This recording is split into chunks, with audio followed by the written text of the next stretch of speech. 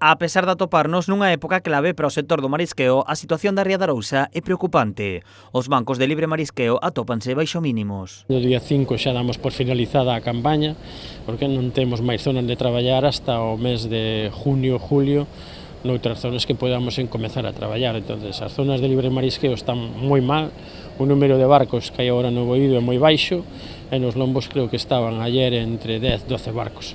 Esta situación provoca que os bancos marisqueiros estean ao límite. De continuar extraendo a ameixa, os mariscadores consideran que estarían hipotecando as campañas dos vindeiros anos. Por iso, dende Rañeiros solicitan unha parada biolóxica.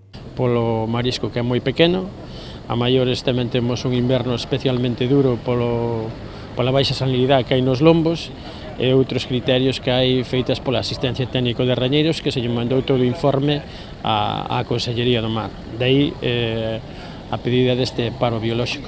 A situación afecta de forma considerable a economía destes traballadores. De feito, son moitos os que se trasladaron ás rías de Noia e Pontevedra para poder salvar a campaña. Esta parada permitiría que os bancos se recuperasen e que os mariscadores recibisen unha axuda. Sí, en principio serían unhas axudas cofinanciadas pola Xunta de Galicia e os fondos FEN, que terían que cumplir uns requisitos mínimos os barcos e mariñeiros para poder acceder a esas axudas.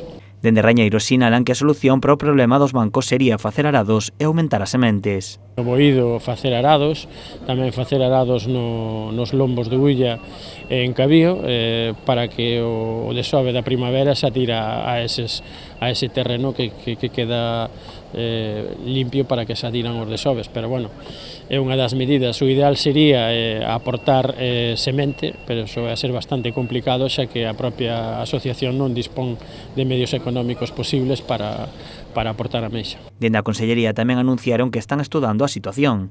A Administración valorará a incidencia do problema para poder determinar as condicións cos que se aprobaría o parón biolóxico.